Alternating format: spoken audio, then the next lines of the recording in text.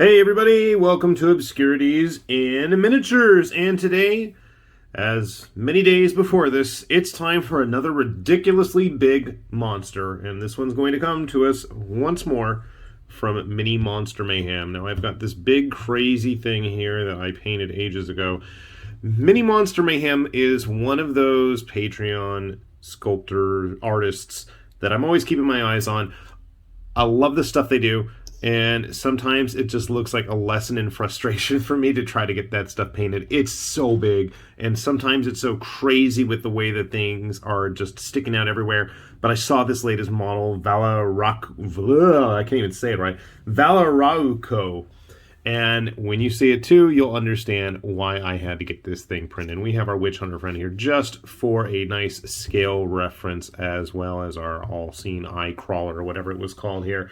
I thought this thing was one of the biggest models I've printed. Yes, I've printed bigger, but when Valarauko's torso is almost the same size, that's pretty impressive. So Valarauko is this giant demon, and what was really cool about it is it came in quite a few flavors. Now, I don't mean fruit flavors or anything like that. He is a big, and I mean big, giant demon. And while I've been having some errors and issues with my sheet on the bottom of the resin vat on my printer, and I was getting all worried, this thing came out flawless. I mean, considering the size of each of the pieces, I had no issues. So it's not my printer, it's just some people need to figure out their pre-supports, and I'm not going to name names or embarrass anybody, but it was a different company. So anyway, giant head, giant groin, and then, as I was saying, it does come in varieties of different styles. So I opted to print out the basic spined version. There is also an option without the big spikes all over the back. And then there's a set of other options where you can have the whole thing lit up in flames, where every limb is going to be on fire. And like I said, this is going to be a big one. Already he is taller and longer than our giant millipede-handed friend here. So I went without the fire because I suck at painting fire, and I didn't want to bother. Here we have the legs.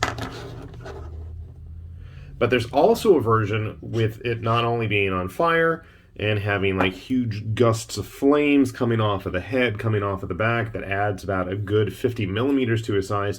There's another version that has giant flaming wings, which almost doubles the size and triples the width. It's like something like 430 millimeters across with the wingspan. It's absolutely gigantic. I just don't have the time or patience or resin at this point to go ahead and print out such a monstrosity. So here we have the head, we have the hands, and then we've got the tail. Now, there is a basing option available. It's not the usual, one solid piece. It was two pieces for each of the feet, and then they have these little blight tentacle thingies coming off as the rocks erupt from the underworld, and it almost looks like it's supposed to connect together. It doesn't actually, and looking at most of the renders, it is kind of separated. Now, what you could do is get a big giant oval or something, mount both these on it, and that'll work fine. From what I can tell, because I haven't obviously glued this yet, both of his feet are actually flat, so if you wanted to just go ahead and mount it on something completely different, I don't think that will be an issue. We'll find out though, because obviously I can't wait to put this thing together. Now, just toying around with it prior to doing any gluing, I gotta say, the part fit is superb. But then again, I've never had much of an issue with Mini Monster Mayhem's parts fitting either. You might remember I've done a bunch of videos on their dinosaurs, which I am in the midst of painting at the moment. Finally, I feel like there should be like a giant tongue or something sticking in that mouth. I'm like, if you ever wanted a Diablo-ish monster, you gotta check this stuff out. And I guess just, it wouldn't be a Mini Monster Mayhem release without lots of little spines, thorns, tentacles, bits.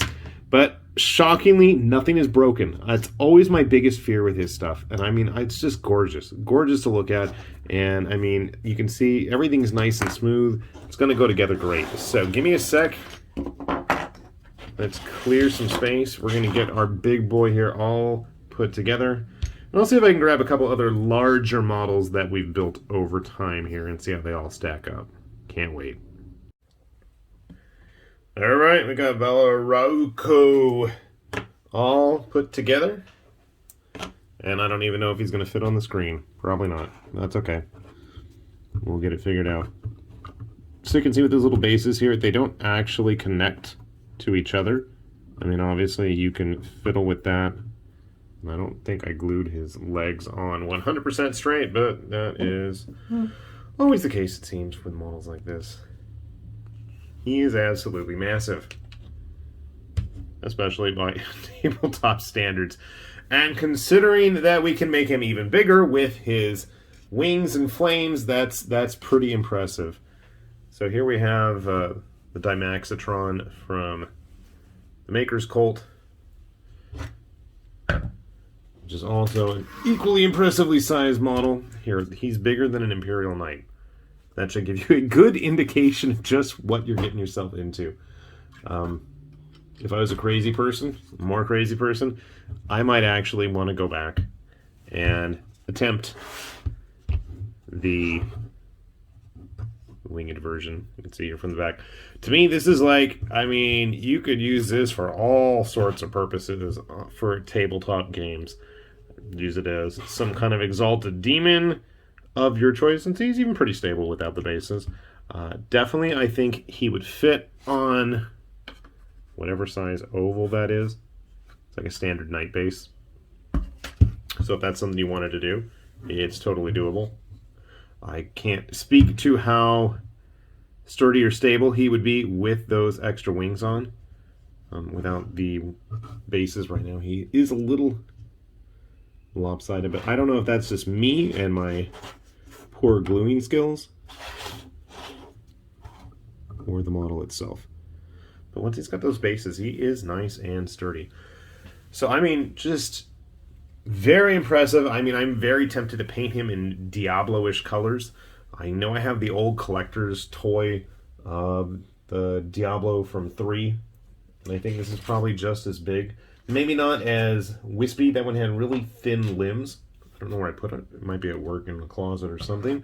But just super impressed by this. In fact, the whole release that this guy is part of was quite impressive. If you're looking for more demons, if you want to play a game like Reign in Hell. Obviously, this is going to be a little bit too big for something like that. But as some kind of a centerpiece for an Abyssal Army in Kings of War or something, definitely big bad in a tabletop game, RPG type thing, I think you will definitely be able to find a good use for this. So, if you haven't had a chance to, by all means, you really should give Mini Monster Mayhem a good, thorough look. For as spindly and as thin sometimes as their models may look, they are 100% durable and sturdy.